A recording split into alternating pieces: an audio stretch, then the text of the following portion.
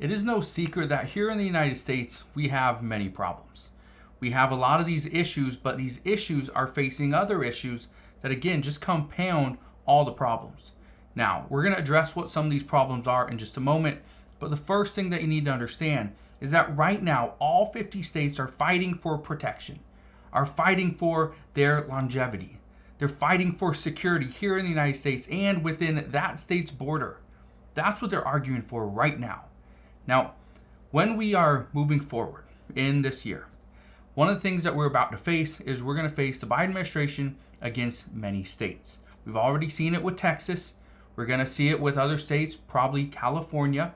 We're going to see it with Colorado, likely New York again, because we're already having issues there. But again, I will address that in just a moment. Now, before I get into this video, all I ask is one thing. It takes you 2 seconds. Go ahead and hit that like button if you enjoy these daily updates. And now, let's begin.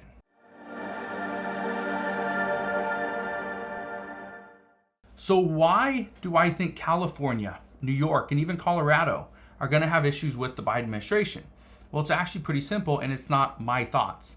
This is based off what lawmakers have already said. For instance, in New York, for example, New York is fighting for additional funding because of what's happening down in Texas. Texas continues to send busloads and even planefuls of people, of illegal immigrants into Texas, or from Texas into New York.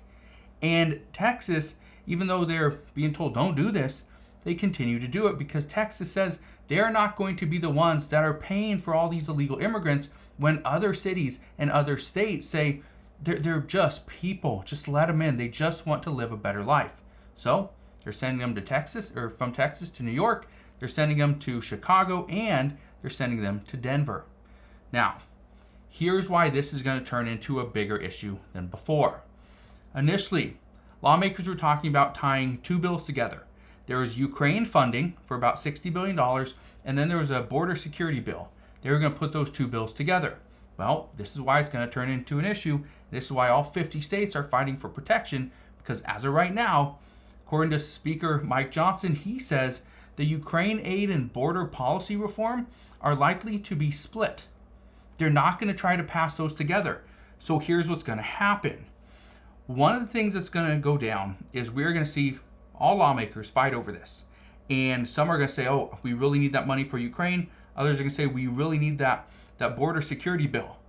But when it comes down to it, do they have enough votes? That's the issue. In the Senate, likely not. Okay, in the House of Representatives, there's going to be a lot of pushback. Now, I want to read you something. Okay, I want to read you some of these quotes really quick.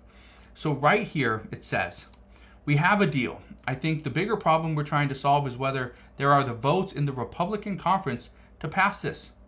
As of right now, I don't know if there are. One says, I think demands to have border and Ukraine together have been pretty consistent, not just in the Senate, but in the House as well. And that's the problem, is this bill will likely get pushed through, but is there going to be enough votes? The answer is likely no. So that means there's still going to be pressure on Ukraine coming from Russia, and there's still going to be a lot of issues down at the U.S. southern border coming from Mexico, from Guatemala, from Venezuela, from China, right? Turkey. People are coming from all over the world, and it's putting a lot of pressure on the U.S. southern border and particularly Texas.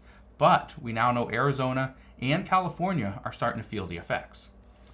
Now, one thing I told you a few weeks ago is that lawmakers have to get a bill passed, but it doesn't have to be on the U.S. southern border. It doesn't have to be on funding for Ukraine. It doesn't have to be on something for China, right? It could be on anything. Lawmakers just have to show that they're willing to work together to pass something for the American people, to make the American people's lives better. Well, guess what?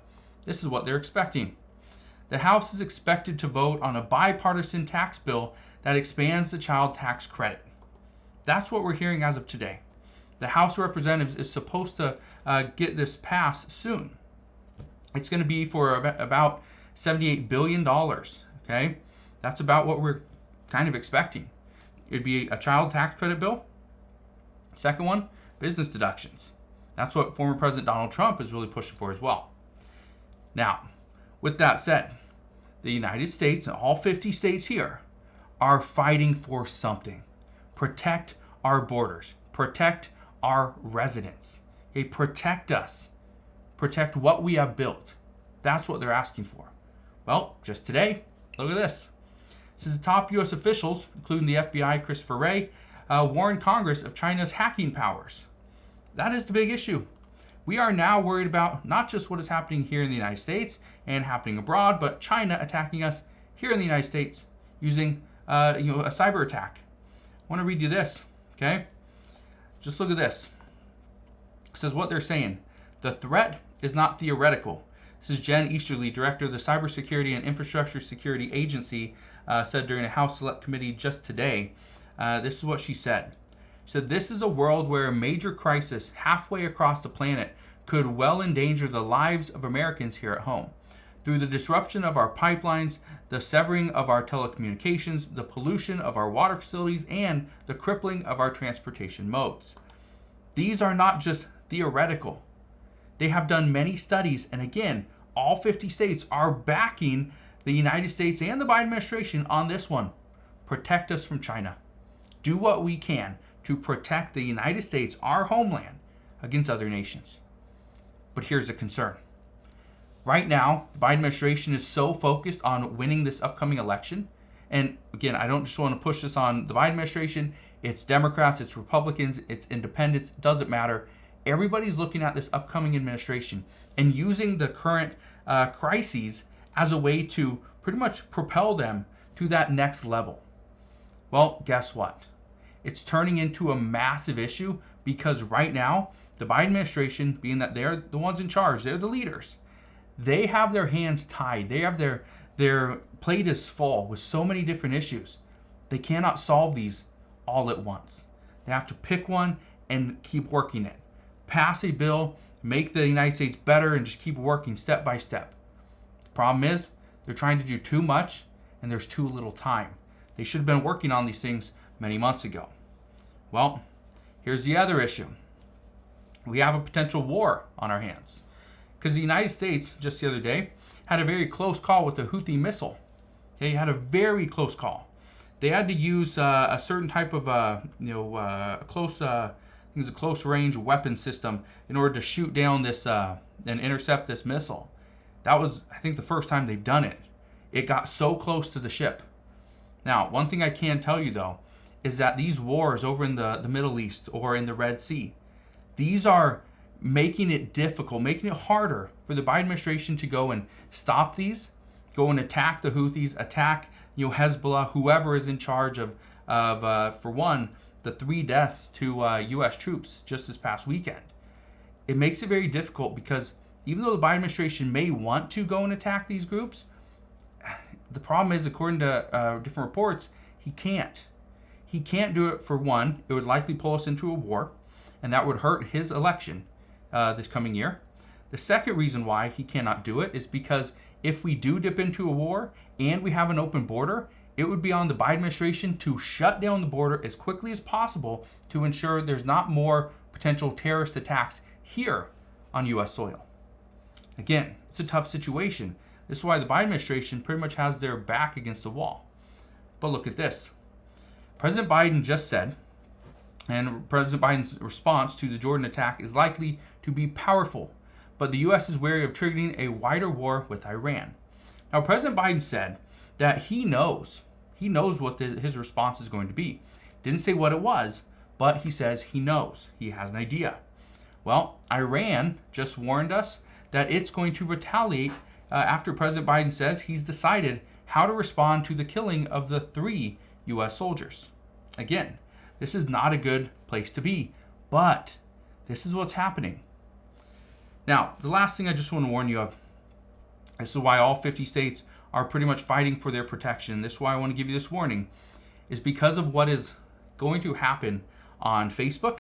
It's going to happen on TikTok. It's going to happen on Instagram. It's likely going to happen here on YouTube. It's going to happen on websites. It's going to happen every single place you watch and consume any content. Is this.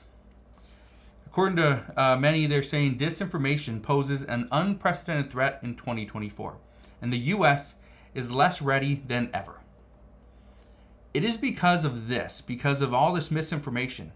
This is why we're starting to see these different committees come out and question people like Mark Zuckerberg, Elon Musk, right? The CEO of TikTok. Because of the information that's spread, the content that's created. Misinformation is out there, okay? It is everywhere. And this is one of the things I've told you guys for years, is don't believe everything you read, don't believe everything you hear, don't believe everything you watch, okay? And this is why I tell you, if you want to go and fact check me, go and do it, okay? Go and do it. Don't just believe everything I tell you. Don't believe. Now, I do a lot of fact checking. I read a lot of articles. I try not to report on something that I do not know is 100% true, okay? And if I don't know, I'll tell you. But again, this is why I tell you, whenever you're consuming any content, any information, go and double check. Don't just watch my channel. Go and watch other channels. Go and watch other other accounts. One thing that I like about YouTube is, for example, for me, I'm not I'm not on here, and I'm not owned by anybody. Okay, I can create whatever content I want. I do not have to go and support Republicans. I don't have to go and support Democrats. I do not have to go and have a certain agenda, right? And you may notice that, but just understand, not everyone's like that. Okay, misinformation in 2024 is going to be huge, and this could actually tell us who's going to win this upcoming election. So we'll see what happens moving forward. All I can tell you is it's beginning. States understand they're under a lot of pressure. There's a lot of pressure from them or on them coming from the Biden administration, but also from other countries as well. So as we get more information on all this stuff, I promise I'll fill you in on all the latest news and updates, but that is what we know as of today. So again, thank you guys for watching. Consider subscribing. I'll see you guys on the next one.